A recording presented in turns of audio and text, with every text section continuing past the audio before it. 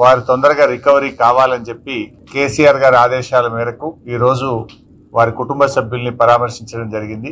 డాక్టర్లతో కూడా మాట్లాడాం. ఆ దేవుడి దయ సంతోషం. అబ్బాయి ఇప్పుడిప్పుడు కొంత కళ్ళు తెరుస్తా ఉన్నాడు, కొంత కాళ్ళు చేతులు కూడా ఆడిస్తా ఉన్నాడు. తన నొప్పిని కూడా ఏడుపు రూపంలో తన నొప్పిని కూడా కొంత చెప్పగలుగుతున్నాడంటే it is a good symptom. Recovery అవుతున్నాడని అనిపిస్తూ ఉంది.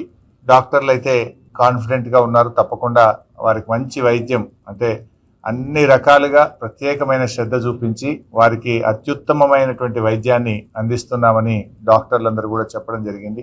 మరి కిమ్స్ చైర్మన్ గారు భాస్కర్ రావు గారు కూడా ప్రత్యేకమైన దృష్టి పెట్టి ఆ అబ్బాయిని మళ్ళీ పూర్తి స్థాయిలో నయం చేసి బయటకు వచ్చే విధంగా ప్రత్యేకమైన శ్రద్ధ పెడుతున్నామని చెప్పి డాక్టర్ భాస్కర్ రావు గారు, అదేవిధంగా అబ్బాయికి వైద్యం అందిస్తున్నటువంటి నిపుణులైన డాక్టర్లందరూ కూడా చెప్పడం జరిగింది. మేము కూడా బీఆర్ఎస్ పార్టీ తరఫున భగవంతుడు అబ్బాయిని ఆశీర్వదించాలి, తప్పకుండా అబ్బాయి మళ్ళీ మంచిగా నయమై మరి పూర్వస్థితిలోకి రావాలని చెప్పి మేము ప్రార్థిస్తూ ఉన్నాం.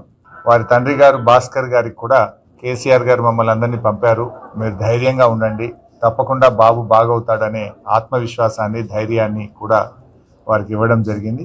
వారి అమ్మగారు రేవతి గారు చనిపోవడం చాలా దురదృష్టకరం. మరి జరిగిన సంఘటన చాలా చాలా బాధ కలిగించింది.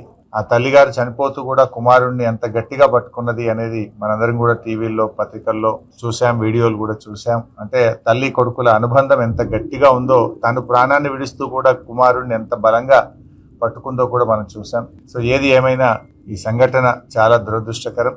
రేవతి గారి మృతికి ప్రగాఢ సానుభూతిని తెలియజేస్తూ శ్రీతేజ్ తొందరగా బాగై నయం కావాలని ఆ భగవంతుణ్ణి బీఆర్ఎస్ పార్టీ పక్షాన ప్రార్థిస్తాం.